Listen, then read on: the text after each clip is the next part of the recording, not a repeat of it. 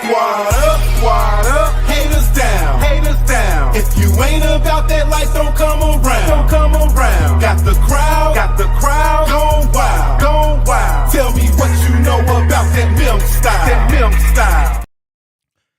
Yo, y'all know what time it is. Y'all know what time it is, man. It's the Memphis Jelks Show. I miss y'all, man. I don't know if y'all miss me, but I sure miss y'all, man. We've been out for a minute. Goodness. I gotta tell, man, we can't take no more breaks like this too much longer, man, because shit, man, I be missing y'all, man. Let me make sure everything is all together and stuff, man. Let me make sure the comments are on. Okay, we got the comments on. I look like I ain't even centered into the screen. Let me center myself into the screen a little bit more. It's crazy, yo. Shit we got a lot to talk about. A whole lot to talk about, man.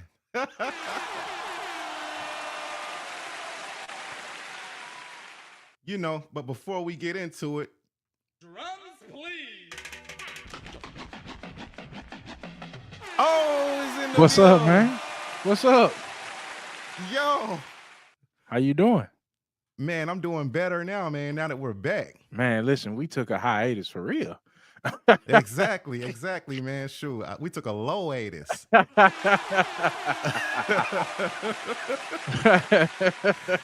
How everything been going in the Shy? Man, listen, temperature's getting warmer. Still a little cool, but temperature's getting warmer, man. Look like that snow gone for good, so, man, I'm excited. That's a blessing, man. That's a blessing, man. Shout out to the Shy. Yeah, man. Well, I see somebody was performing over the weekend. Oh, man, dude. It was amazing, man. Shout out to Public Enemy, man. Chuck D. Yeah, what up, Chuck D? One of our better shows. Man, I'm telling you, man, the crowd went crazy when I said, me and Chuck D got a new single called We Built This City, and we talking about Memphis. They said, what? Man, it looked like it was a crowd out there, too. That was Music Fest, right? Yep. That was Music Fest, right? Yep, formerly known as the Beale Street Music Festival, but now they call it River Beat Music Festival. Gotcha. Yeah, man, it looked packed. I was looking at the video. I was like, man, it's packed out there. You got on the stage and rocked it. Thank you, man. I appreciate that, man. Yeah. The video doing well on online too, man. It's making the rounds. Yeah, listen, Memphis Jelks performing live, man. Listen, something they need to book you. Man, they need to book me, man. If y'all want to book me, man, it's mr.jelks@yahoo.com, man. Y'all book me. I'll come show up. Chuck D ain't going to be with me, though. Listen, it's going to cost you a whole lot more to get him to come out there. Yeah, it'll cost a whole lot more to get him to come with me. Then man, he still might turn it down because he already got it. Man, how you been? How things going in M-Town? I was there over the weekend, but I was there for a funeral. But you know, how you been? Man, I've been doing well, man. Shoot, thank you. I appreciate you for asking. My daughter about to graduate in June. Salute. Thank you, man. And it's Nurses Week, so all the nurses out there, you know what I'm saying? Happy Nurses Week. Shout out to all the nurses, man. What would the world be without nurses? Man, it would be a cold world, man. Literally, because dudes would be like halfway wanting to give you a shot in the hospital and stuff. I'm on lunch break, fool. What you talking about? Yeah, he can wait. Yep. That and she was just like the show that was like one of the highlights over the weekend. How everything been going toward your way? Man, good. I ain't no complaints at all, man. Listen, good, man. You know, working for the government, trying to love my job. Man, that's a blessing, man. That's a blessing right there. When you said the G word, man, I'm thinking money, boy. Man, I'm just happy to have a job, man. The way they laying folks off, man, I'm happy to have a job and that money that come with it. You know what I'm saying? Exactly, man. Exactly. They have been really laying off people like left and right, man. Yeah. To everybody who lost their job, man. I went through that not too long ago. Yeah. Just keep your head up. Man, keep grinding. Yeah. It's more jobs out there. They didn't stop making jobs when they made that job. They didn't. They got a lot more. Just keep pushing because you know, it's more jobs out there, man. And you might even like your new one better than you like that one. So yeah, sure, you're right. Stay positive. Keep your head up. Stay motivated. Yeah. Speaking of staying positive and staying motivated, man, tonight's guest, man, is super positive and super motivated, man. Yeah. We love it.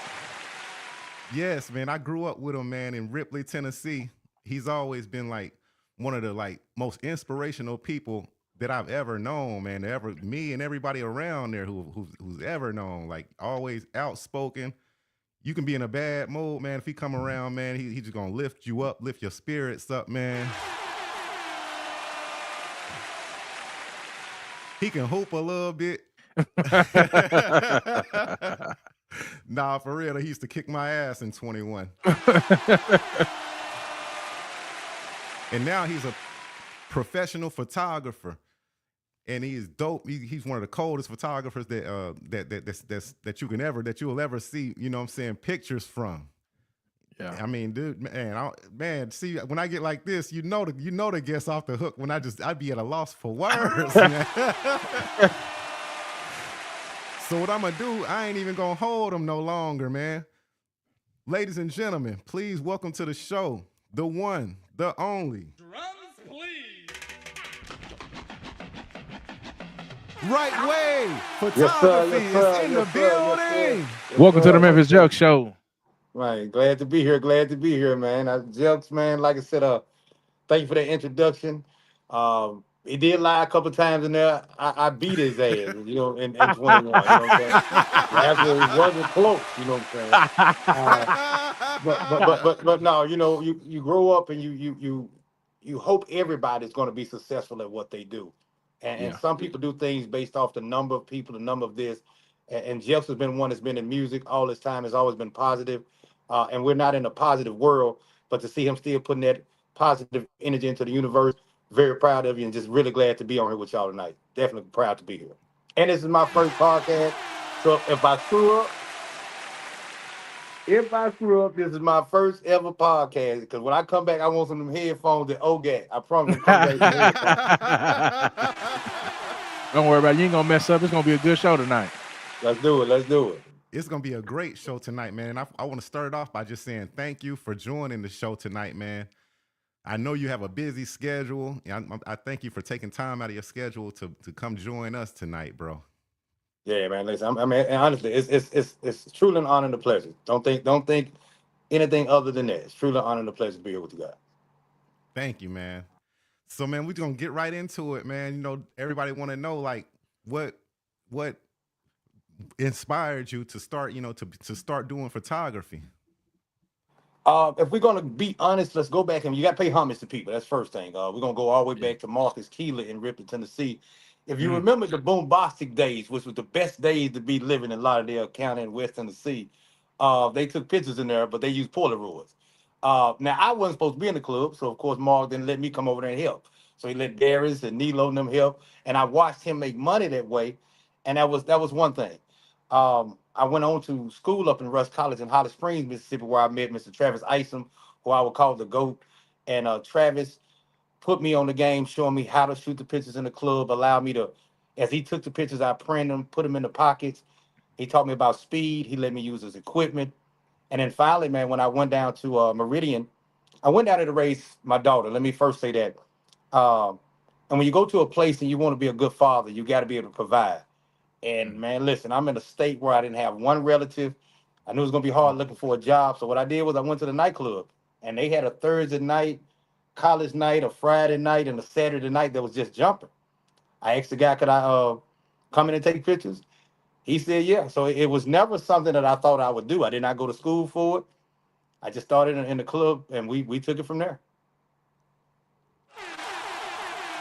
Dope. So you kind of stuck to your roots. You kind of saw that they were missing out on something. They had the club jumping, they had things going on, but they didn't have a photographer. Did you just kind of like go back to your roots and was like, you know what, I see what they're missing? Yeah, the old saying is not what you know is who you know. And that's very true in a lot of times. The problem is I moved to a state that I again did not have one blood relative, so I could not go off who I knew. I had to go off what I knew about. And what I knew was they took pictures in the club. So yeah, I just took something that I knew, something that was, and that's all business is. Business is finding something that's not there and putting it there. And that's what the nightlife of Meridian was missing at that particular time. A photographer that took pictures and printed in a nightclub. Nice. So, what was your style of shooting? Did you have like a background? Were you like making backgrounds, or how? What was the style of shooting that you were Yeah. doing? The reason I laughed is because of how it started off, man. Like I said, man, again, I had a brand new baby, man. That's all that mattered to me. So when I first went up, bro, I'm gonna be honest, man, I had a senior portrait backdrop, bro. I swear to God. Hey, They- making it work though. Boy, they was blowing dope and wasting all kind of liquor on there, man. You know what I'm saying? But I'm talking, I got a pretty little senior backdrop up in there, but the pictures, I was on quality. You know what I'm saying? You know, I know it's Yeah. nighttime and there's dark, but I believed in quality and I believed in being fast. I did not like a line, so if I looked up and saw 10 people, I was gonna get that line down. So you know, my thing was trying to please them, but I wanted good club pictures because I knew you're gonna go home, put them on the shelf at home on the refrigerator. So you know, I'm trying to send the best picture I can send back to the house, man, for $5. You was getting a good picture for $5. What kind of equipment were you using? Like, what kind of Yeah. camera did you have at the time? I've been a Nikon guy since day one. You know, and I didn't went through the whole list of them from the D90 all the way up to the 850. The printing is where I started. You start off with the basic HP printers. They were just slow, and what I realized was at the end of each night, I was giving money back, and that was that'll hurt you as a man that they didn't pay you, but it's a line of people. You know how we wait till 2 o'clock when the club closed. Now everybody want to come take a picture. But Yeah. if you can't Yep. get them out, you end up having to give the money back. And so when I went home and talked to the Ah. wife, we had a situation where she had actually had an accident in the car, and we had got a little check back. And though we should have been going to put that on another car, I said I really need a faster printer. And that's when they had just came out with what they call the Sony Snap Lab. And that Snap Lab could print a picture in 12 to 14 seconds. So when you're talking about leaving 50 Yeah. seconds to a minute for a picture, and now I can get 4 of them off in that same minute, it changed. It was over with. It was over Man, with. that increased profits like crazy. Oh, yes, Ye- sir, it did. I didn't see another bad day. A bad day saw me. Shit, I ain't seen nothing since. Yeah, I've had like that same issue that happened to me one time. I'm not a photographer, but you know, by me being into the music and stuff, one of my friends' moms asked would I shoot some photography for a class reunion that they had, and I'm just like, you know, I'm gonna do it because it's my homie.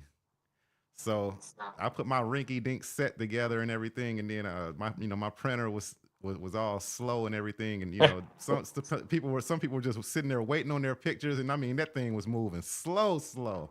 Yeah.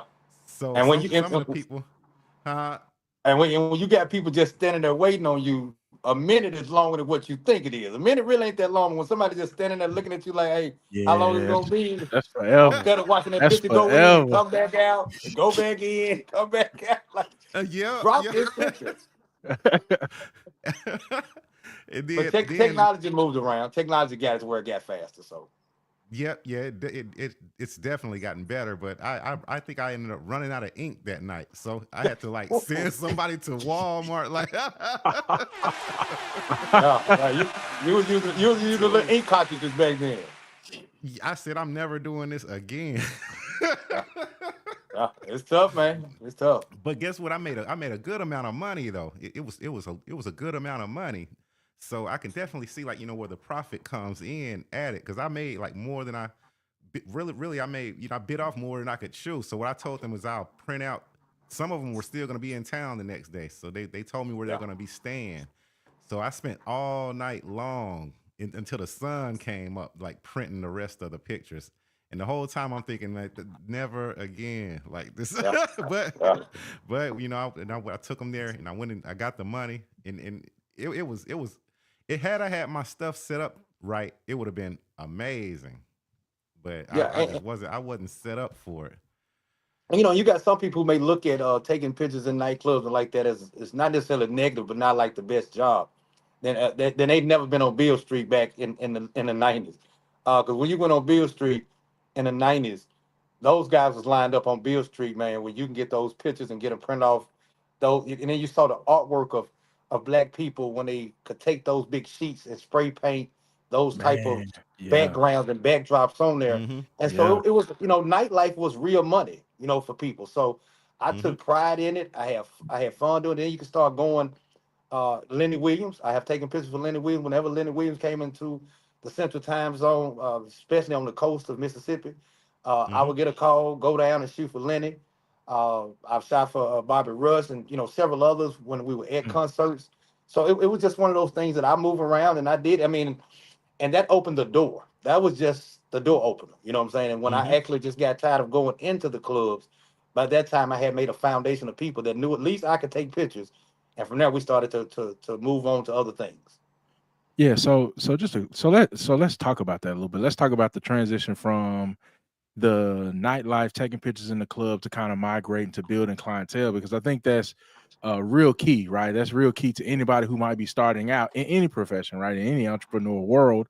But talk about how you transitioned and what you looked at, what you looked for in order to continue to build on not only the success, but expand the business so you can continue to support your family, as the pictures in the club, as that scene might have died down a little bit, and kind of how you transition out to the next phase from there. Gotcha. Yeah, that was it. Number one, and it was always a plan. It was always a 20 Yeah. year plan. Mm, So I knew that by taking those pictures of those people in the club, I was building a base of people that would know mm, me. And now that those young ladies who first came in was 18, 19, 20, 21, now we're 4, 5, 6 years down the road, they're now having children. mm, And the only photographer at this particular and we back then we could put our name on the pictures. So mm. my number is in everybody's house in Meridian, Mississippi. Somewhere in everybody's house is my name. It might be a picture from '08, but my same telephone number is on there. So when they're looking for a photographer to do now Christmas pictures or Easter pictures or family pictures, they really don't know any other photographer. And they look Mm. up there and say, hold on, his number on the picture. And then I got that call. And then we start moving around and that's kind of how we transition to that. I also want to go into the school system. So when I did that, Mm. that's when it really grew. Now the first time I actually go, and this is a story that I have to tell. I don't know if it's funny or embarrassing, but I wanted to do Christmas pictures in the school. The problem Okay. was we had a black Santa Claus, and we went to school, and we set up, and this little white girl came in there, and Uh-oh. when she saw Santa Claus, she began to back up. You can see that, and the teacher instead of trying to bring her to Santa Claus, like it's okay, and I'm like, ma'am, it's okay. She don't have to do it. But once we got into the schools, we stayed, and I don't want to use the word cheap. We stayed affordable. There you go. Meridian Yeah. Public School District has free and reduced lunch. When the government says the entire community is at a certain level, then my price need to also reflect that. I also Mm. looked at that we wasn't going to spend a lot of money with me because I had set up packages. I'm talking just $25, $30 packages. Y'all, they did not buy them. So I'm a numbers guy, and I know some photographers gonna call me crazy right here, but I ran a thing called a 10 for 10. You got 10 pictures for $10. Two Mm. 5x7s and 8 wallets. Now that only cost me $2. We gave the school $1, and then I made $7 for every child I shot. And once Christmas, because I had like 9 schools I was going to, we did over 490 packages. So for Christmas, I just made $4,900 profit. Wow. If I would have went in with a $25 price tag, I probably would have did nowhere close to that. So Mm. in that transition, I had to keep up with price. I was still trying to put out, always putting out the best product, best I could put out. I even had a rule called if a child cried or I didn't like the picture, we automatically sent the money back home with the parent. Just send the Wow. money on back. We apologize, but because we weren't going to send anything home that you didn't like. But with that, there was a responsibility. You have a Mm. photographer come out of town, he can take your picture, send it back to the school. You can call him all day. He don't have to answer. If I'm eating at Applebee's, somebody gonna come up, man. You saw my child hair, baby. I didn't braid your child hair. You know what I'm saying? But you know, your baby. I didn't have no jail for the baby hair, none of that. But so I took my time. We bought 1,000 combs. We tried to touch each child to make sure that they clothes are straight. We just put in the effort because we understood being black and trying to get a contract of a size of school that had over 4,000 kids. We was gonna have to be on our game. Mm. Wow. Speaking of Meridian, um, how does the city of Meridian influence your work, if at all? Man, Meridian has been good to me. I'm just being real honest with you. It was crazy. I'm from Lauderdale County, Tennessee. L's up there, and I moved to Lauderdale County, Mississippi. So I see the same sheriff cars. So, uh, one thing about it, I ain't nervous when I'm driving by a sheriff. Um, but no, Meridian is they've just been very supportive, man. I mean, again, not having, most people got their class. I'm class of 97. I went to Holly Grove Baptist Church. You got family. So when you start a business, you got bases of people that you can do it with. And Yeah. Meridian, I didn't have any of that. And so Mm. Meridian just over time has just really stayed behind me. Now I've been good to them too now, but I have to say, no, Meridian definitely got behind me and pushed me forward. I can't say a bad thing about me. I've never been robbed. You talking about going, now, listen, y'all see what color? It's not because I got a bright light on, I'm this light. I'm literally this light in real life, probably even whiter. And you talking about at 2 o'clock in the morning, I'm in the club, and I ain't talking about no regular club. I'm in the roughest of the rough. And not one time was I ever robbed. Um, I mean nothing. I mean, I had some girls stole some pictures one time. I'm sorry, I can't get over that because they shouldn't have stolen it. It wasn't but $5. I'm not gonna call them out because they balling right now. They balling right now. But yeah, I was taking pictures, man. I was going fast and was looking back and doing, and then they're gonna tell me that the printer didn't print it. But this is, I was faster than everybody else on the technology when it came to printing. The printer Mm. has told me that it didn't print the picture, so but I didn't argue, man. You know what I'm saying? I let her slide, man. Yeah. I'm glad that you told that story, man, because one of my questions is going to be what's one of the wildest stories that's ever happened while you were doing a photo shoot. That was but yeah, that was one of them. But I mean, I did give them permission for everybody that's listening. I did say whatever they asked, I would answer. Nothing was off the table. So here we go. Um, you will find that I don't do a lot of negligee pictures. You'll find that, or border. I just don't. But it wasn't because I just didn't want to. My first experience was so bad that I Mm. knew that wasn't for me. But what happened was I did this lady pictures, and she said my sister wanted information. She wanted she needs to do some pictures. So I said, okay, cool. The lady that I just shot, because I'm new there, it's probably 2008, so I've only been there about 3 years. And met the lady, and she told me she wanted to do some pictures. She needs to send them to her husband who was overseas at that time. Okay, well, if it's a purpose to it, I'm with it. And man, like I said, she came out in the first outfit, and it was a nice necklace. Okay, the next outfit, she came out in nothing. I'm like, no, what are you talking You about? shocked in there. You shocked in Bro, there. I'm in, Snap. listen, bro, I'm in there scared. Like, what are you talking about? You know what I'm talking about? I ain't never, you can call anybody from Tennessee. I ain't never been the toughest, the hardest, the most aggressive. Bro, I'm in there hand sweating like, what is she doing? And she was like, well, can you take this picture, take that picture? And I'm like, you do understand this is a camera, not a video camera, right? Like you trying to get me to Yeah. catch motions that, You man, let said me I tell can't you do that. something. When that was over with, bro, I'm telling it saved me. To that lady, thank you, ma'am. Thank you. You said never You didn't have again. to. Oh boy, please. You can there's no money available. Now we do a little bit of it now if you got something tasteful to do with. And you better bring your husband or somebody with you. That, no, So that that can't be won't no happen one-on-one again. session right there. Oh, never again. But but for 14 years, my policy is this. Whenever a woman's in my studio, she change clothes, I leave. We Mm. lock the door. When I say we, I work by myself. You hear me say we. I've just always had a team spirit. So you hear me say we, but I do everything by myself. But I'll lock the door, whether it's her child or whether it's a mama, a daddy, husband, or herself. I give them the key to the building. Tell them to deadbolt me out of the building, and you come back and open up when you change clothes. We always wanted women to make sure they felt comfortable, they were felt safe, and when you reach those two, you just get better pictures out of people. And like I said, and Yeah. also just it's just a safeguard, so you never have to kind of worry about certain things that can be said and done. And we just kept that policy in place for the last 14 years. Yeah. And I know you touched on this a little bit, but maybe a little bit expansion. Talk about building a brand in a place where you have no base. Because I think that's real important. A lot of times people transition, even coming out of college, coming out of a job, trying to pursue your passions. You start out sometimes in places where you have no base, where you have no aunties, cousins, uncles, friends, anybody to really go to. But can you talk a little bit about building a brand from the ground up, right? Because it sounds like when you got there, you had to build this brand from the ground up.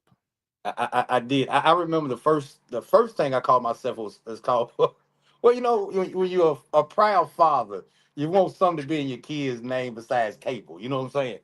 So so what we did was the name of my company was Photos by Camille because that was my daughter's name. And Mm. then I'm going around town, people calling me Camille, and I'm like, hold on.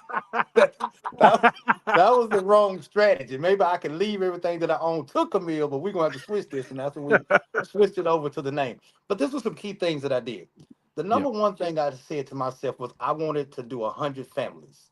And Mm. people said, why would you pick 100 families? And that whether it was a wedding, family pictures, because if I had 100 families, I knew I could survive over 20 years without a Mm. commercial, without a business card. Because if I did your wedding and then y'all Yep. went and had a child, I'm pretty sure I'm going to start doing the birthday pictures. Then they Yeah. get into Yep. school, all with the senior portion that's doing it now. But one of the key things that I took in mind was this: people spend money with who they like. That was Mm. number one. So I did everything I could to stay likable. I spoke to Mm. you. You know what I mean? So, you got people now who are just now starting to want to do a business, but they forget how they acted in high school with people. They forget how they stunted on folks 2 years ago on Facebook with the Yeah. money right here. You know what I'm talking Yeah. about? now Yeah. you want to open up a business and you want me to spend my money with you. And the Yeah. fact is, you can have somebody who got the best food, but if you don't like them, you ain't spending your money with them, man. So that Yeah. that was number one. I had to make sure that I was a likable person. From there, I went to. There's a rule, everybody say, man, you can't please everybody. That it's true, but I tried, and I was telling Mm. about it. I literally tried. I don't, man, and you don't know to the heights and depths that I went sometimes to try, but I did. So Mm. people they write that off so easy. Man, don't worry about it. You can't please everybody. I know, but everybody don't give me their money either. So if you give me the opportunity, I'm gonna try my best. If I got to come back, I have. If you if you don't like my pictures, I buy them back. Mm. You Real. are not gonna leave there and be dissatisfied. I wasn't Mm. gonna give you anything negative to say. So between those two was a great thought provoking base. That as Mm. long as people like me, and then I had to use the things that I hate about us as black people, but it's the facts. And that is we'll support somebody else from out of town before we support somebody in town. Mm. So to this day, I never changed my telephone number. Mm. So right now, 20 years later, when they call that number, they think they still calling somebody from Tennessee or somewhere. Mm. Because they ask me where I'm located when I've been in the same place for 14 years. So I had to use every tactic that I knew. Mm. Not necessarily against us, but once you understand the rules of Monopoly, you know how to play. Yeah. Yep. So, and that's just I kind of used, man, everything that I knew. But those were the top three. Knowing that they would flock to me, I had to give a good product. I knew I Yeah. needed to stay likable under all circumstances, and then I tried my best to please everybody. Mm. Mm. And it worked. It worked too because Yeah. man, like you were telling me like you having to take a break at the moment right now because you got so Oh, many clients trying to hit boy. you up right now. But again, no, never get it twisted. It took 20 years to get here. Yeah. Um, Hmm. but at some point, when I got ready to come out the club, I remember talking to God, and I said, God, I don't want to go to the club anymore. Mm. And God is a funny God if you ever talk to him, because God looked at us and said, "What you tell me for? I didn't tell you to go. Mm. You went That's on what your you own. You chose know to what I mean? do. Like, I didn't. Nobody told you had to go to the club to take care of your daughter. That's what you saw, and that's what you went after. And immediately when I said that, the door began to open. People who wanted me to do family pictures, I'm talking about I did no Easter, no Christmas. I was just doing straight club. I went and got a building. When I wanted to do the school, they told me that I had to have a building. So I went and got it. Man, we couldn't afford it. I talked to my wife, said, baby, I can afford this maybe a year and a half if I don't make any money. She said, go for it. Do you know we got the building? We still didn't get the contract. Like, oh my God. Dang. Wow. So, Dang. and then what's funny was, but the people who got the contract, they let them come into school and do the pictures on school campus. I'm like, you got to be kidding me. So we went back to the drawing board. Every chance I got to practice, I was never expensive. I mean, $40, $50, they were like, that's all, because to me, it was still practice. I didn't know how to shoot. I never learned how to shoot. So Wow. I got in my place. I stuck with the thing, and man, before you knew it, we finally broke the barrier. And what happened was the opportunity, how they say you got to be ready when the opportunity comes. So Yes. we could have been disappointed that we didn't get the school contract, and we were. Don't get me wrong. But there was daycares. I went after the daycares. I went after the Head Starts, and they allowed me in, and that just allowed more practice. But at the same time, I'm building more families. I'm building more people. Some of them already know me because they knew me from the club, so they would let me in. And then graduation came. I think it was for the class of 2015 or 2016, where the people who had the contract, I don't know if they had a bad experience that year with the school system, but they were not going to come back and do graduation day. And Mm. that was big because, everybody wants that when they're going across stage to get Yes. picked. And they Yes. asked me would I come do that. And I don't want to say it was in a trade, but when you save them like that, what they had to say was they would give us at least an opportunity. And once we got that opportunity, you now put us in a place where we're shooting 11 schools, 4,000 kids twice a year. We was at a different ball game at that point. Yeah. Man, that's great. But I think that's a remarkable thing to say, right? Um continuing to charge what you feel like you're worth and what you feel like you can offer to people. I think that's a tricky space because sometimes I think people get out here and they try to charge what other people are worth, but the skill don't match that. You know what I'm saying? The skills Yes, don't match sir. that. And so sometimes, you have to understand where you are and where you're trying to go. And I think, man, that's just a great illustration of one, staying ready. My uncle always say this all the time. If you stay ready, you don't have to get ready. That's it. If you have it, it's better to have it and not need it than to need it and not have it. And That's it. so having the skills, building, it just, man, it's a very remarkable story for someone to go to a place that you've never been, right? And not look at the obstacles, but look at opportunities. And I That's think it. sometimes people focus on the obstacles rather than opportunities, and to not not to be discouraged about not getting a contract, but still being prepared. And at the end of the day, still having the opportunity to get to where you were trying to go. And I think that's remarkable, man. And I think that's something, one on this show that I applaud you for, that we applaud you for literally being ready for the moment and for sticking with it and having a plan. Because so many people give up when, sometimes you get in the middle of your plan and it's like, man, God, listen, we talked about this. This ain't how it's supposed to be going. Right. Um, I thought I was getting that contract. I stepped out and bought this place, believing that I'm gonna get that contract, and then it don't come through. Yeah. But only for only you to use that to work for you down the road, man. I think that's remarkable and that's impressive, and that should be applauded. One of the things when you talk about pricing, and I have people call, and let me tell you, and my pricing does not fit my product. That's true. But I never wanted to outprice myself or overprice myself. Yeah. I remember the first school I did. I had a young lady who was helping me from time to time. And she actually quit on me after I did what I'm about to tell you all I did. Love to death. Like, I think she loved me too, but she quit after this. Like, you ain't gonna never make no money. And I think now she understands that I had something built upstairs. But so I had the school, and the school was Kemper County Elementary. And Kemper County is right there by Meridian. Great city. Man, my first to say, hey, come over here. We'll Mm. let you. So they needed but this not they didn't give me the contract to begin them. They needed something. Uh the lady that did the yearbook, I think they wanted the pictures, and I think she's gonna charge them. Now she's already taken the pictures, made money, but I think Mm. they wanted the copy of the pictures to make a yearbook out of. And she told them that she was gonna have a certain fee, and they thought it was, pretty steep for somebody who already made some money. I don't Yeah. get into that because everybody got their prices.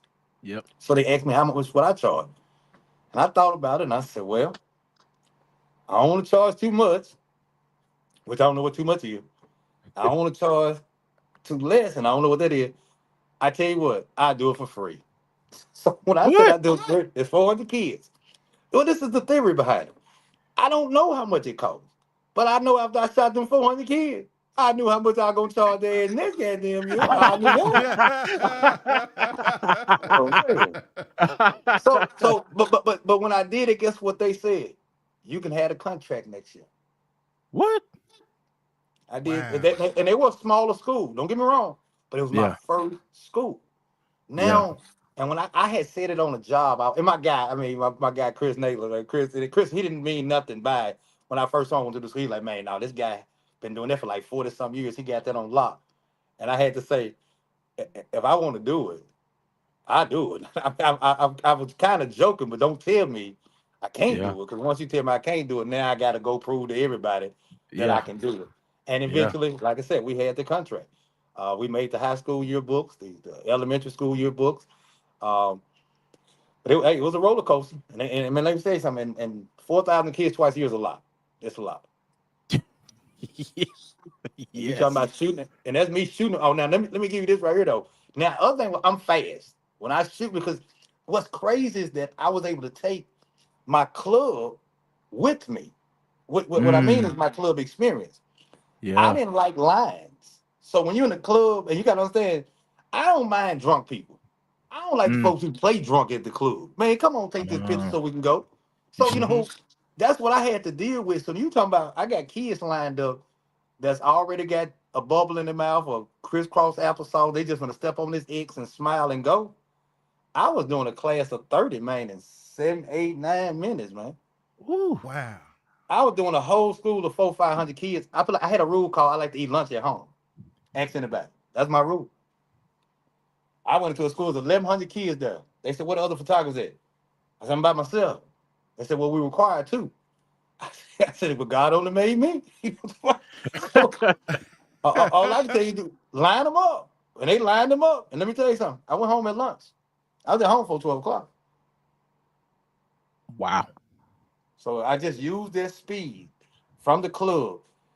Didn't get nervous when I saw a group of 30 kids come in there. To me, that looked like a club line. Here go 30 people. I got to get those people. I got to get this line down. And that's what I Yeah. did. So took my time, with special ed students, with special ed, because, I taught special ed before I left Tennessee. And so, I got a passion for them. And so to take my time with them, I would let them get the camera, get up, some of them that would know me from, doing pictures, at the studio, and they knew me at the school, the teacher, like, don't get them, y'all leave them kids alone. We good. And every one of their parents, I was not going to stop until I got a good picture of them. I don't care if we took an hour. I ain't got nothing to do. Yeah. I ain't got no job. That's what I do. Oh. Y'all, we got a caller on the line. Hello. Welcome to the Memphis Joke Show. Hello. Are you there? Take yourself off mute. Hello. Call us back. Hello. Are you there? Hello. Yeah. Yeah. Call us back. Okay. 901-410-0123. Yeah, you may have to call back. Okay. Yeah. They got the same telephone company my mom and them got in Ripley, apparently. You know what I'm saying? We ain't blaming you. We blaming the phone company. We ain't put nothing on our Yep. callers tonight. Caller, give us a call back. Yeah. Man, one thing that we have to get into, man, is that I was on Facebook the other day and I ran across a few videos that you've done, right? And they're amazing videos. And not only that, they're going like super viral, man. Like, can you get into that? Like, what inspired you to create, like, the first video that we're gonna get into is Black Dollar 2025 political season. Can you give us like an idea of what inspired you to create that? Yeah, every February I do a video clip where I talk about the black dollar. And years past, I've talked about it in different ways. Number one, I talked about the actual spending power that it has. We know that the black dollar has enormous spending power, and we hear this all the time. But I was trying, as my mama say, sometimes you got to speak the language that they understand. And so I was trying to just break it down to where we know. And after the first year talking about the power, I realized my business wasn't the best. You know what I'm saying? There was times where I had to fix some things where people can get their pictures back at a certain time. So it's like we want people to spend with us. So let's make sure we're a good business. So we use that as the black dollar topic. But this year, I've learned that our communities are missing some things, our business are missing some things, and we don't get certain things from the government. We don't get calls back from mayor, our city council members. And if you ask me, the reason is because we don't invest. So Mm. if we put the black dollar uh, to the same way they do, like the one thing about black people, and I love us to death, is that we want to be fair, right? What Mm. they Right. want to be is legal. Them two different Mm. things. Okay, Yeah. so I don't know why we don't think a lobbyist is somebody who coming up there to tell you we'll give you your money if you're gonna give us this. That's all it is. It's an exchange. And so if you get what you pay for, and we don't put our black dollars into politics, that we I don't know why we're expecting anything from our city government. And so I wanted to put that out there. And though we're too late for this particular political season to do it, over the next 4 years, I'll be trying to put a coalition together in Meridian. That I don't want to use the word we're gonna buy the next candidate, but we sure gonna put up the money as a small group of small business owners. So that person would have to come to the table and begin to answer some questions on, you know, like for instance, I think the most you can give is $5,000 to a candidate. There was one man who did give that, and when a certain contract came up, he got now he was qualified for the contract. I'll make that very clear. But at the same time, it was no doubt that he made almost like $80,000 off his $5,000 investment. There was Mm. another who gave a $5,000 investment, a donation to that particular campaign that year, and we had a building that collapsed in Meridian. That was a $200,000 cleanup. Imagine who got that contract. Somebody that donated into the campaign. So sometimes we got to understand we do get what we pay for. Mm. Mm. We have another caller, y'all. Yo, yo, yo, you on the Memphis Joke Show. Who is this?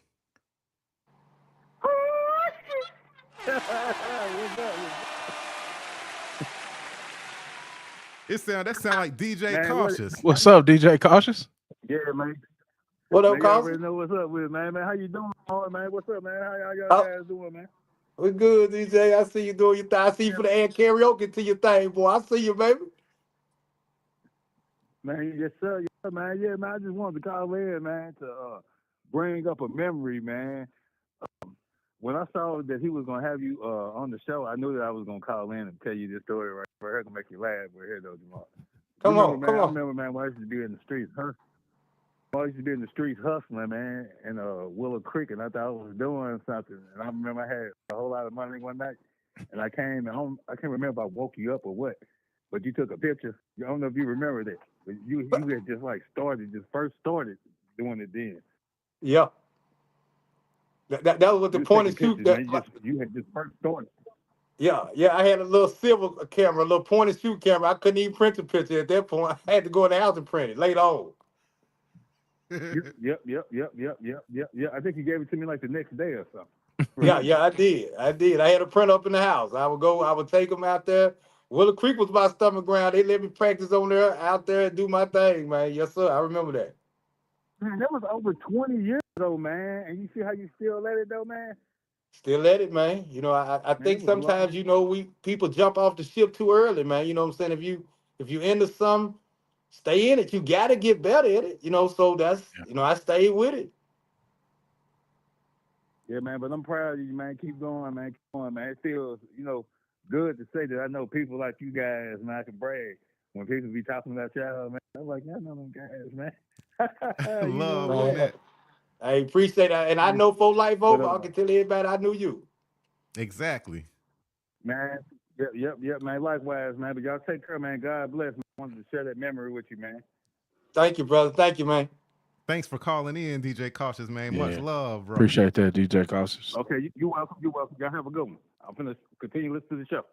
All right. Hey, That was DJ Cautious, y'all. hey, now, since Cautious did that, you know what I'm saying? And I know the statute of limitations should be up on several things, right?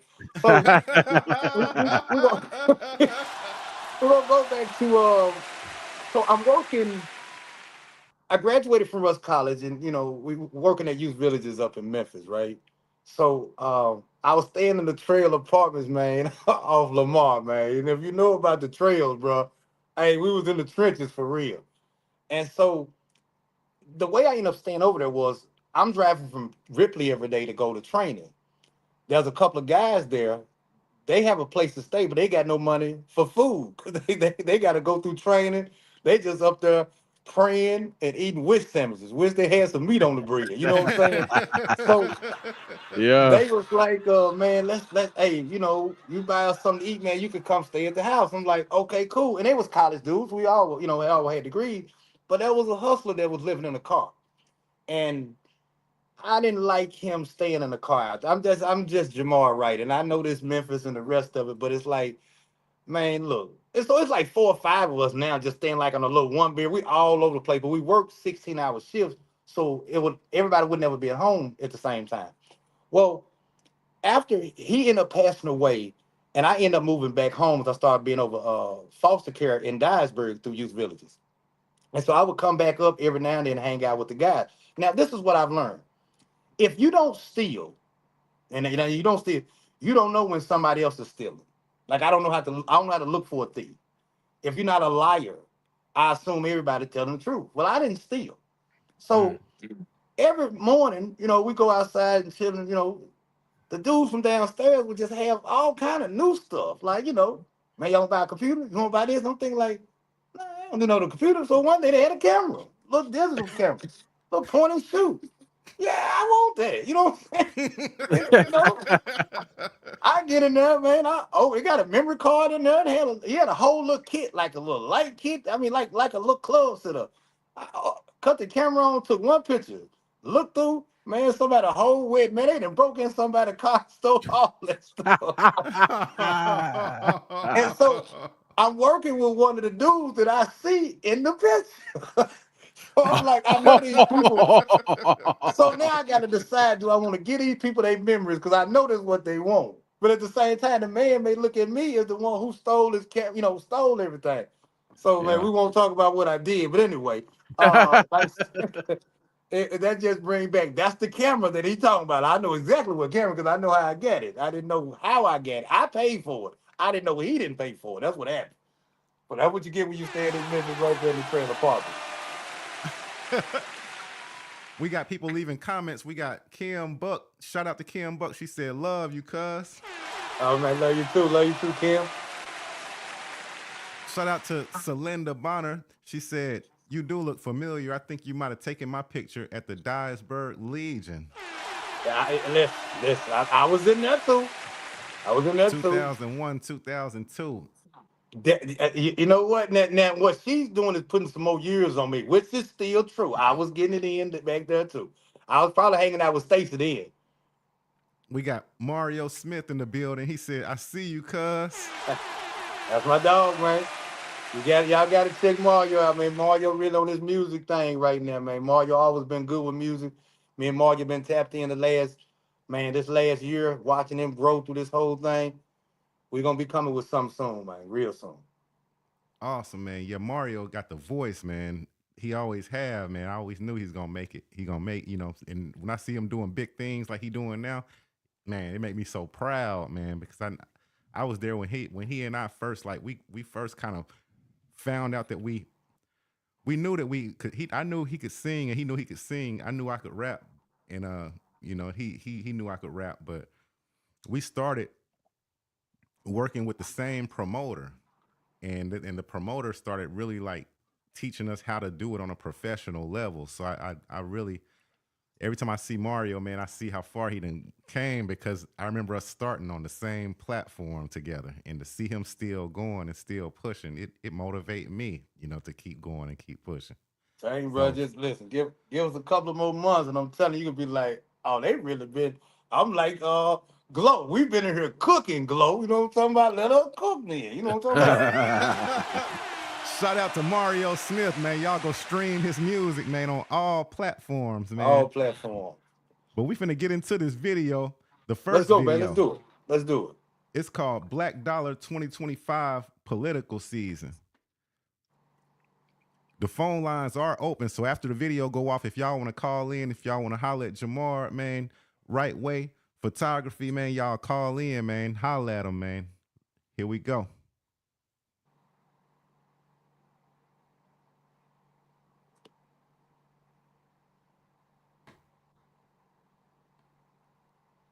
Okay. Here we go.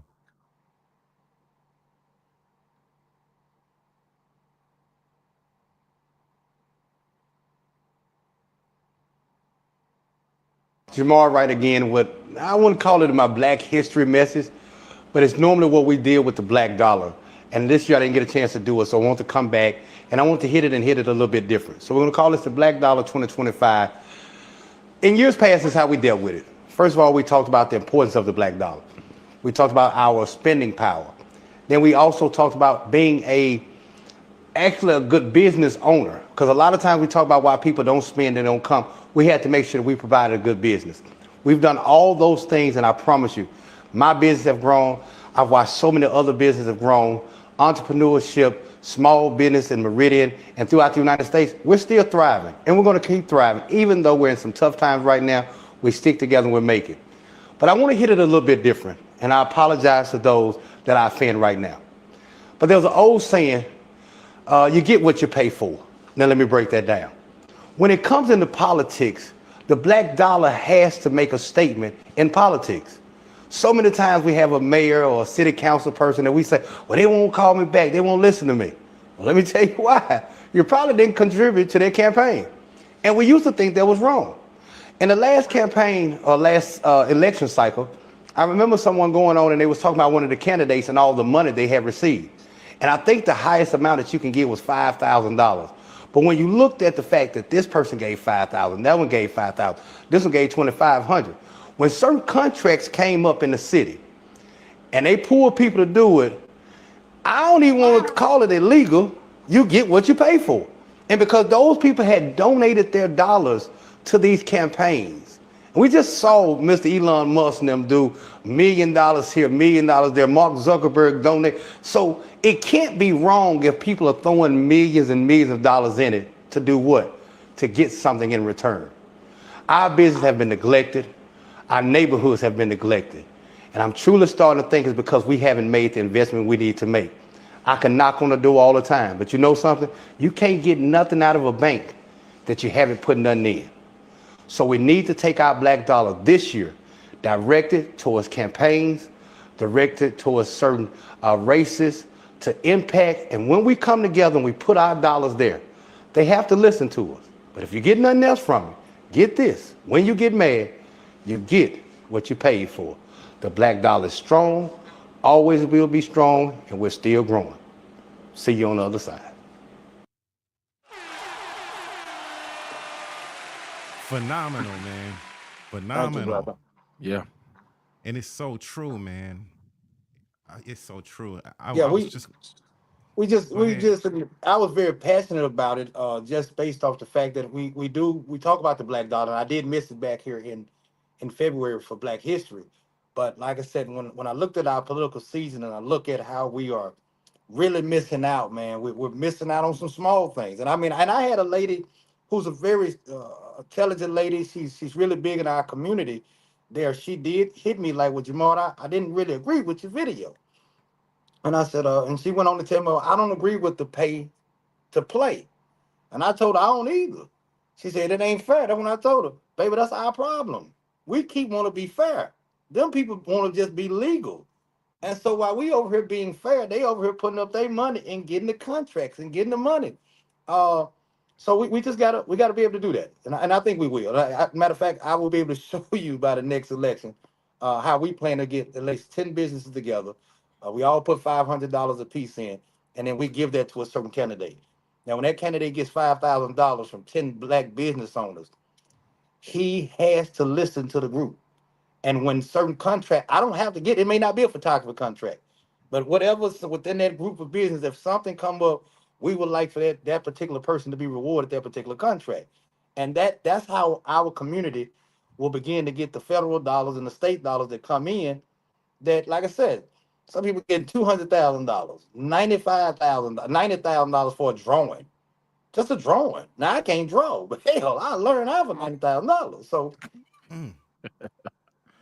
Yeah. Why do you think it's so hard to get that point across to like our culture? Um, like you said, a lot of us we want to depend more on hope and feeling, and we're going to just make people feel so bad about how bad that they're doing us, that they're going to feel so bad that they're going to come and help us, when really it does take money. You know, we're in a society, or in a world where money talk and bullshit walks, basically, you know, for lack of a better term. Mhm. How what do we not get about that? Why will we spend thousands and thousands of dollars on things that we don't need, like high fashion clothes and foreign cars and stuff, and It's then turn around and complain about the conditions that we're living in? Oh yeah, man. Listen. This is the honest God truth, and this had nothing to do with Michael. He's the goat to me. You know what I'm saying? We're not gonna argue about LeBron and the rest of them. But I've never had a real pair of Jordans. Hell no, I ain't bought not one pair. Uh, and let me tell you, I remember. I don't know if you remember this, Jelks. But back in the day, we used to pick tomatoes, right? And the Mm-hmm. tomato truck would come down through Walking Street at 6 o'clock in the morning, and then it'd come back at 12 noon, and it'd come back at I think 4 o'clock in the evening. And I think we only made like $3 an hour. And I remember when I told my mom I want some Jordan, she said, "You got to pay for them." Well, I got on that tomato truck at 6 o'clock, and hell, at 9, I was ready for somebody to drop me off at the nearest road, and I walked back to the house. Uh, so I was never materialistic, but we're people spend billions of dollars for that reason. You know? Do you know you don't want a Big Mac till you see the commercial? Yep, And yep, as soon and let me marketing. tell you something, and that Big Mac that you see on the commercial don't look nothing like that one in that box you just go pay for. They Nope. spend the Nope. money on the advertising, and then we want to follow in. So we talk about influence, uh, and I don't want to get off subject, but I want to make a point of influence to see why we're going the wrong way. Everybody used to watch wrestling when they were younger. Everybody. Mhm. Mm-hmm. When wrestling went off, you coming off the jumping off the corner of the couch, elbowing your little sister, your brother, you putting somebody in the figure four leg lock like you Ric Flair because you just watched it and now you want to imitate that. When we look at kung fu, soon Bruce Lee go off, you're in there chopping and doing all kind of, you know what I'm talking about, doing the whole little thing because of the influence. So now we got, I remember when MTV Cribs came on. You know, I didn't know there was a show. Not when it first came out. I really thought these people had fish tanks in their house and really all these cars. And what they did was put us into a materialistic mind frame.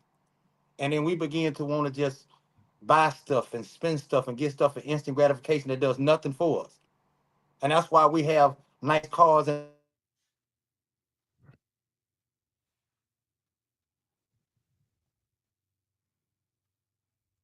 Oh, Technical difficulty. yeah. That StreamYard don't want the truth to come out. Don't y'all- StreamYard hating. You see that? As soon as he starts speaking that truth, It looked like his phone. they didn't want to try to mess up. But Yeah, it looked he's like gonna his reconnect. device might have died, lost battery power. That's Yep, what it looked like.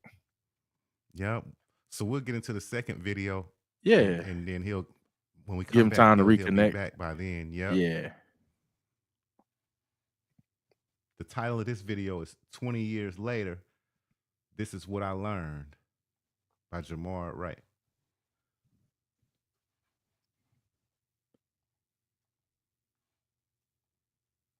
Do it two-step, Mississippi. Daddy worked upon a train. Mama always had brains. She a teacher now. You know it how we get down. hey, we're in the beloved downtown Front Street, Meridian, Mississippi, 20 years later. You're not going to believe this, but in 2005, I came to Meridian to do one thing. And that was to be the best father I could be to my daughter. I will never forget that day, one of the most important days of my life. But after that, I had to realize something. I had to make some money, and I had no idea how I was going to do that. You know, where I came from, we was always taught, it's not what you know, it's who you know. Well, I moved to a state where I had no relatives, so I had to swap the whole thing. It wasn't who I know, it was what I knew. And that's what I did. I went to the club, nightclub, and I realized they take pictures in there. I went and bought me a camera and a printer, asked the club owner, could I come and take pictures? And of course, there was a fee, but I paid that fee, and that's where it all started. Probably did that 5 to 7 years, and I remember asking God, God, I'm so tired of taking pictures in the club, and he simply said, I never told you to go. After that, I would have to say thank you to Kemper County, being the first one who allowed me to come in and do their school, followed behind Clark County, and finally Meridian, Mississippi, gave me the largest contract that I could ever have, doing 11 schools, over 4,000 kids, twice a year. And let me tell you something, it was a big job, but we loved it, and we'd like to thank everybody for all these years of service. We will continue, we will make another announcement on some of the things we're going to do to celebrate this year, but I'm bringing out all staff to let you know those 20 years have been some of the best for me, and I'm very thankful for this community. Now, one thing I want to also let you know is it took 20 years to get there. And let me explain. Two people can't climb the ladder at the same time, and so many times we do. We'll try to go against our own partner, our friend, our brother, our sister, family member, when the truth is only one person can climb at a time. And it's important for the person to be at the bottom holding the base, because even a person can go up a ladder by themselves, but if they go up too high, and the winds get to blowing, and winds do blow in life, you can find that person that you so love blown over. But yet, it takes a different type of person sometimes to hold someone down while they make it to the top. But if you're in it together, if this is your partner, your lover or your friend, hold them down. Now, my wife has now made it to the top of her ladder, and now she's on her way back down, and now I'm gonna take it step by step till I get there. We can all do it. 20 years later, I can tell you now, the one thing I learned was we could have never made it up that ladder at the same time. Thank you. Baby, I'm so southern, I sometimes still ignorant people's perception of independence.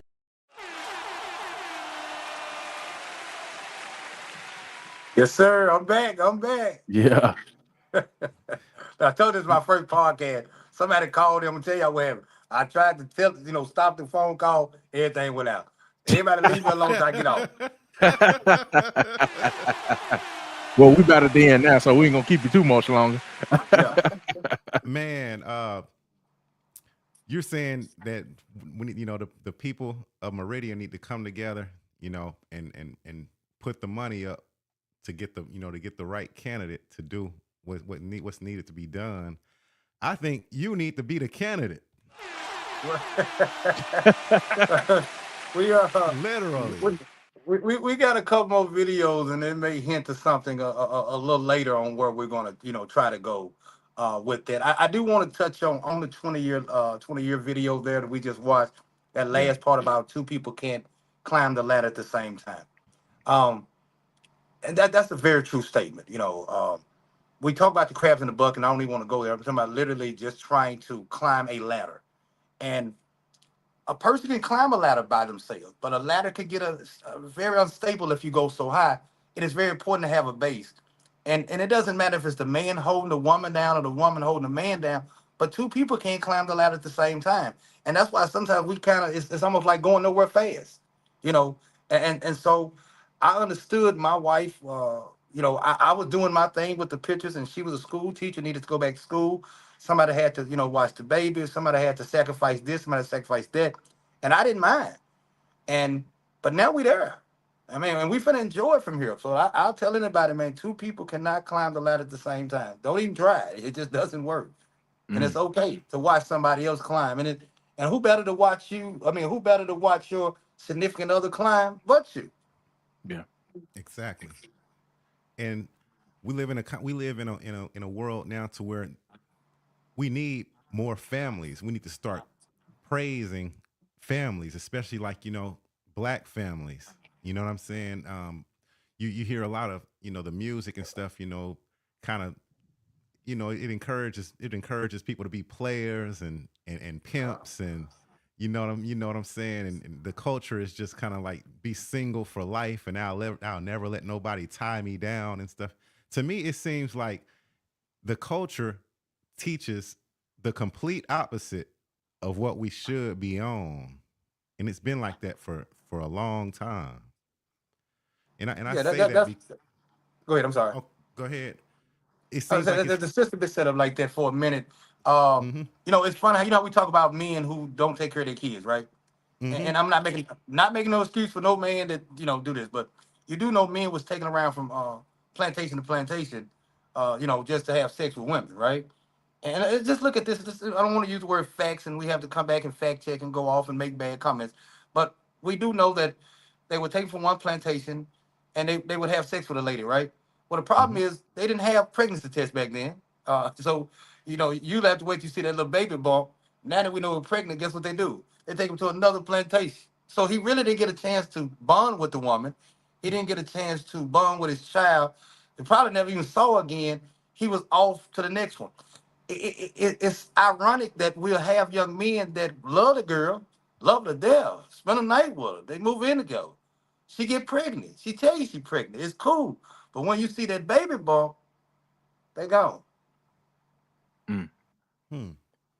And I'm saying 400 years later, we're doing the same thing.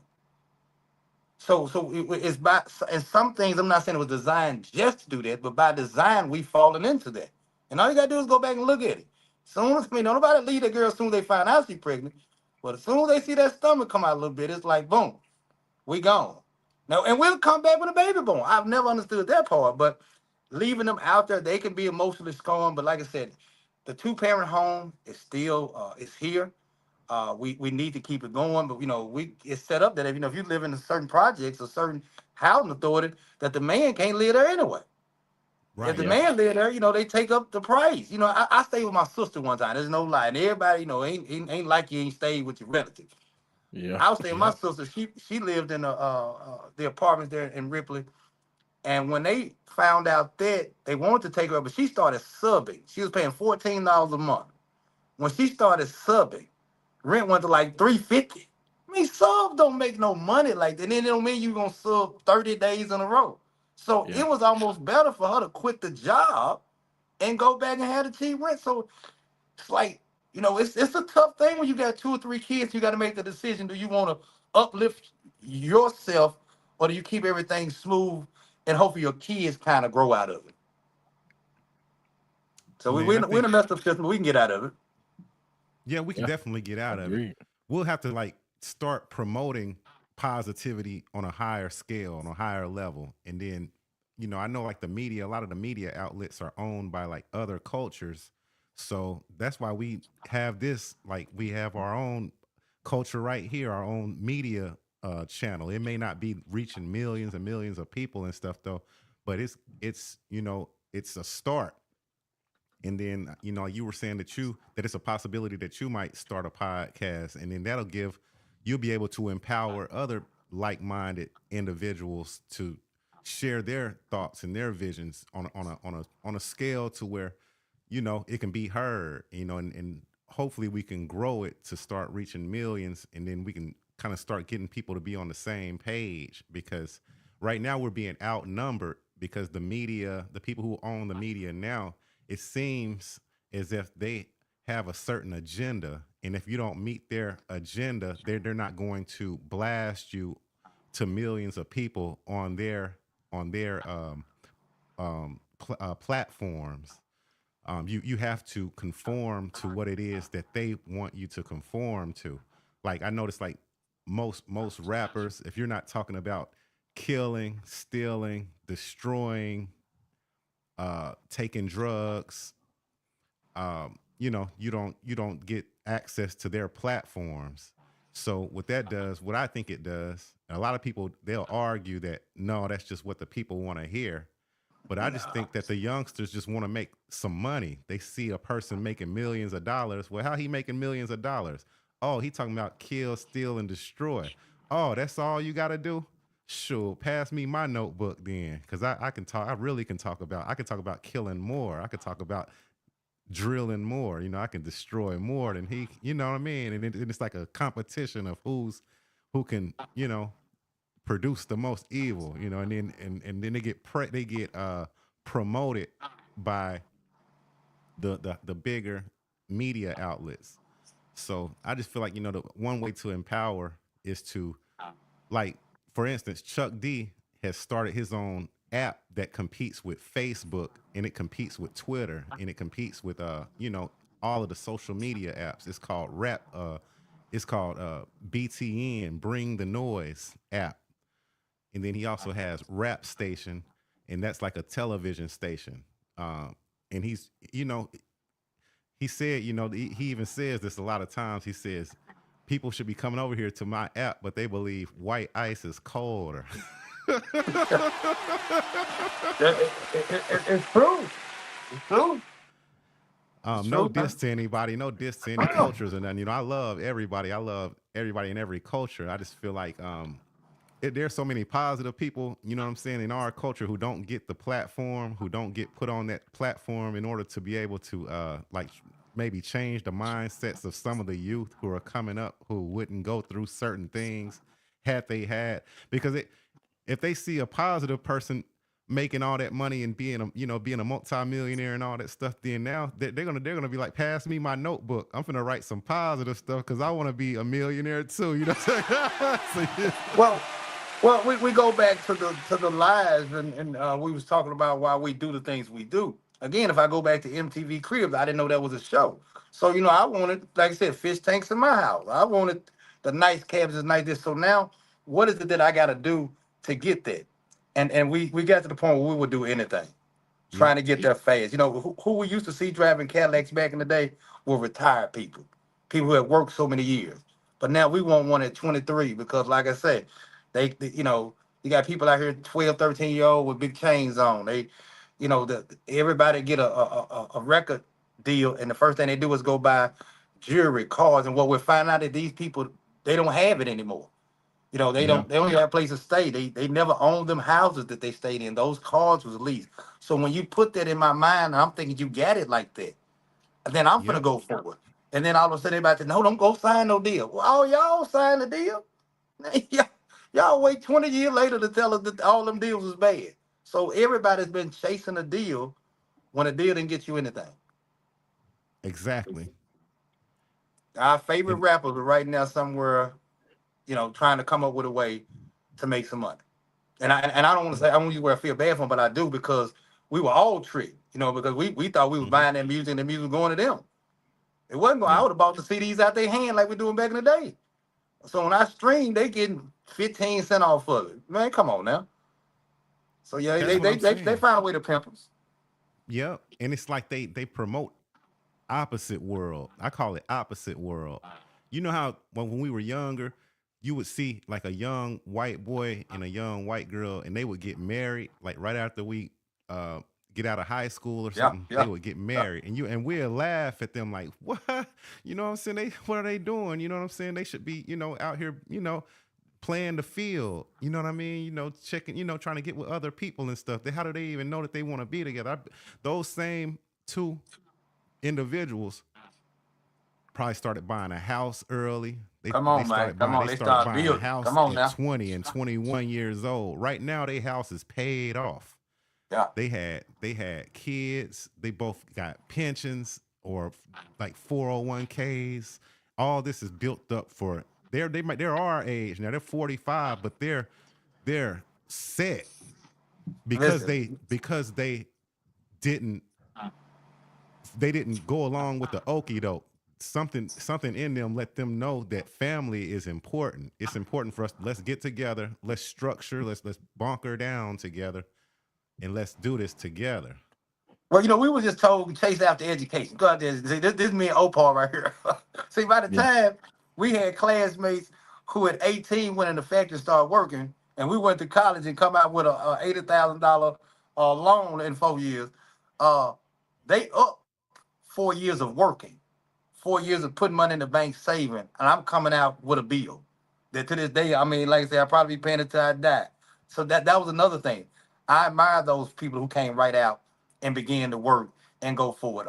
We had to learn the hard way that everybody wasn't made for college. That, trades.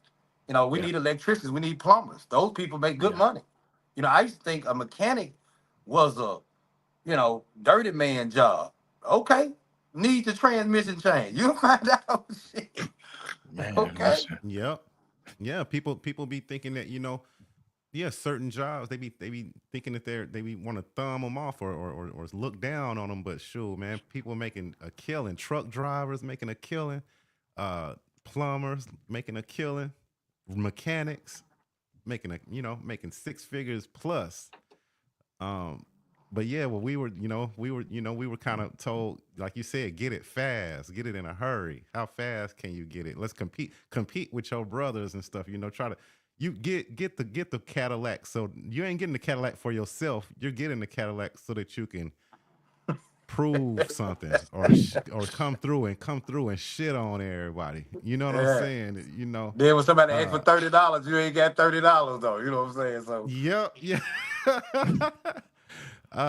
But yeah, that's just but I think that, and I know that like you always have been a person, man, who can get those points across like to a mass scale of people, because you've always been able to talk, and then people listen. When you talk, people listen. So if you were, I was telling my dad about that we were doing this podcast, this episode, and I was like, I thought I said I thought Jamar would be like into politics by now. I think he'd make a cold politician, man.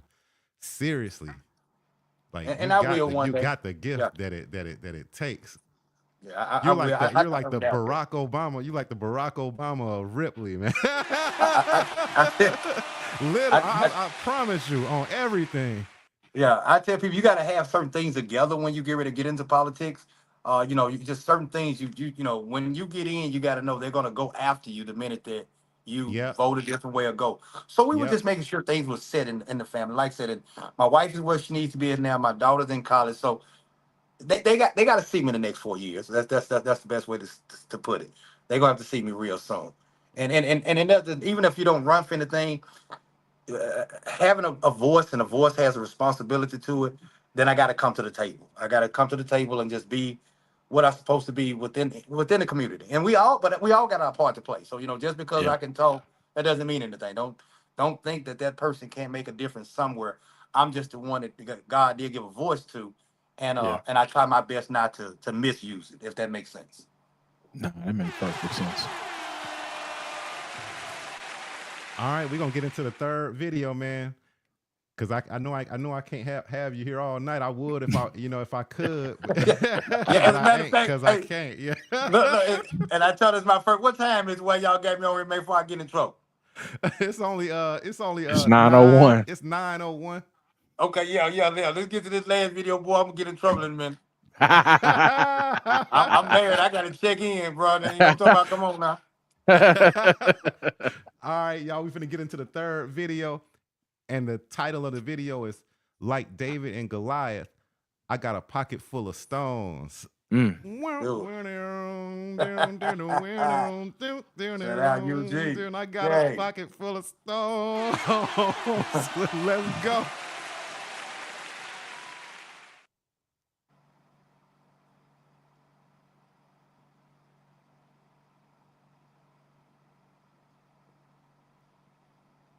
Where's the sound? My bad.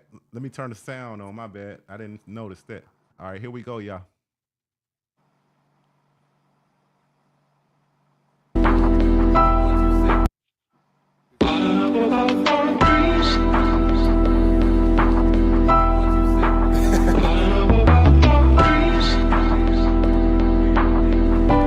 Like most preachers, if I had to have a subject for this matter, it would be called "I Got a Pocket Full of Stones." We have the story of David and Goliath, and we all kind of know Goliath was this bully that really just went around terrorizing people until young David had to deal with him in such a way. We live in a time now where we're all being bullied in some type of way. Whether it's in politics, you can easily be asked who you're voting for, and when you don't say their particular person, you will begin to get slandered and bullied everywhere. But it doesn't just happen in politics, even in small businesses. You got big business versus small business town, and I've been stuck with one for a while now. But if my bully right now could call themselves Goliath, I'll call myself David, and I want them to know I got a pocket full of stones. It's not that I'm bad. It's not that I think I'm this or that. But sometimes when people are wrong, somebody has to stand up for right. And when you have a voice, and that voice has a responsibility, then sometimes I'm called to the table. So sometimes I can look like a loudmouth. Sometimes I can look like a troublemaker. And the truth is, I'm neither one of the two. But I do need you to understand, if you ever think you're going to bully me, the message I have for you is I'm like little old David, and I got a pocket full of stones. Thank you again. We're going to have a great 2025. We're going to be trying to inspire you throughout, giving you small snippets and messages. But we need you to take this one in consideration, because there's a lot of bullying going on, and there's a lot of other Davids out here.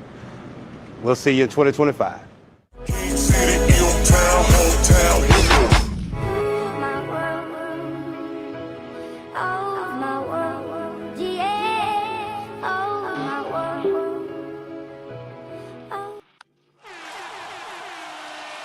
Well, you got my vote. You got my vote, bro. I swear. Yeah.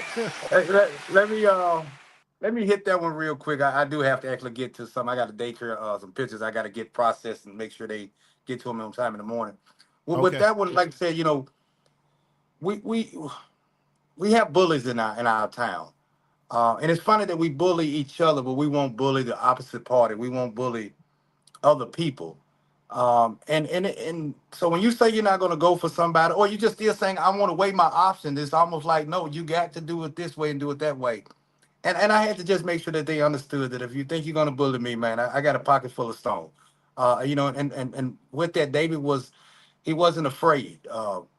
David stepped up to the plate, and David used a unique way of dealing with that particular bully. The other thing that I would say, I call myself a sheepdog, and let me explain. Sheepdogs are some very smart dogs, but their only job that they get is to protect the flock, and that's at all costs. Uh, you know, and they don't want to fight a dog; they want a wolf. You know what I'm saying? So when a wolf howl, a sheepdog give you a good bark and let you know, I'm over here. Come on, Cletus. If you want some, come on.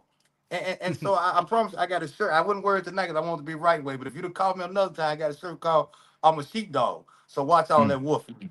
So that's the thing, that you got people out here, but it takes somebody sometimes to speak up to the bully, man. Like I said, because Goliath thought he was bad. Yeah. He got his Yeah, he head did. knocked down with a rock. So a lot of the Hard. bullies be bad until somebody actually step up and say, "You're not that bad, man. Stop it." And so I think that's what we fall into it with that right there. So uh, and that's for everybody. And it's Davis everywhere. That's what all these bullies need to know. There's some Davis in every city and every town. But at the end, bullying got to stop. And it's not just politics. I'm talking about big business versus small business. Like I said, you got little kids being in schools.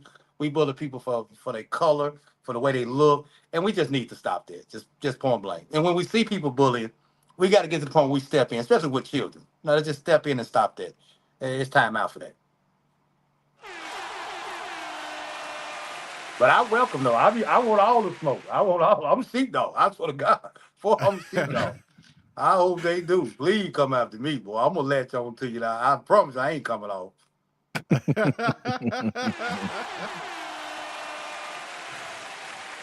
Yo, man, you got to come back on the show, man. We got to do a part 2. We do. We do. I promise. I'm telling you, if y'all think I ain't gonna have no headphones and a mic, man, listen, I can't. If Best Buy was open right now, I'd be on my way trying to order. Give me something. But no, if I could, man, I thank you all, man, for this particular platform, this time. You guys engaged me really tonight. Being with two brothers, positive brothers, allows me to know that we can still speak some positivity in this universe. That we don't have to be negative to get views. We ain't looking for the numbers. And if you want to know how to change the world, you do that one person at a time. You don't do it a million at a time. You don't do it 1,000 at a time. You don't do it 10 at a time. You can only change a person one at a time. So if one person heard us tonight, if one person got anything out of it, man, we overdid our job. Overdid it. Jamard Wright for mayor, 2028. I approve this message. Oh, it's your turn. Man, listen, appreciate you coming on the show tonight, man. Your story was phenomenal. I think it helped and blessed a lot of people tonight. Just showing a blueprint of how you can go to a place, build a brand for yourself, build a name for yourself, and you don't have to charge an arm and a leg to make yourself be successful. You can work with people, you can help people, and so, man, I think it was inspiring tonight. I really appreciate you coming on, man, and I look forward to the next show.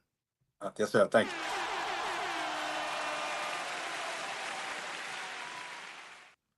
You got my vote. I take it. I take it. But seriously, man, like I've always known you, you know what I'm saying, to be a super positive person, man, outspoken. Definitely, if you were to get into politics, man, you would get all the votes. I would feel sorry for your opponent, man.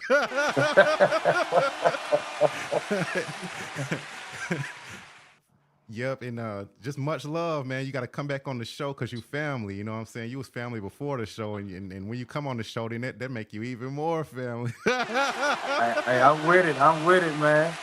Y'all don't take too much long of a break, man, and let me know when I can come back. And I promise you, anytime y'all need me, whatever subject matter, I'm with it, man. You just let me know. I'll be more than glad to join you guys. Yes, sir. Definitely. Listen, Cuz. to everybody that listens to the Memphis Jelks show, man, thank y'all for the support of Memphis Jelks and my guy O. I thank you tonight for tuning in. That's my guy, him really say, tune in, tell a friend. Can't stop, won't stop, baby. Memphis Jelks, baby, do it, baby. Keep going, Jelks. Man, I appreciate it, bro, man. And before we go, man, I want to represent my cousin's clothing line, man. Come on. It's ARF, man. You see the Strawberry Kush shirt that I'm wearing? You can order these, man, at arf360.com. These and more. He got so many different brands, man. You when you go over there, you're gonna find something that you love, man. So I'm rocking the Strawberry Kush. And I'm getting up, man. Tell them be looking for me. I'm definitely coming to get one to show my support, man. That's the only way we can do it, man. Love on that, man. I'm gonna let them know right after the show, man. So with that being said, y'all know we love y'all, man. Y'all know the phone lines were open, you know what I'm saying? Because we cherish y'all voice as well, you know what I'm saying? We're not up here acting like we know it all or nothing like that. The platform is for everybody. You can call in and give us your thoughts and takes on things. But with that being said, we love y'all. Thanks for watching, and we out. Squad up, haters down. If you ain't about that life, don't come around.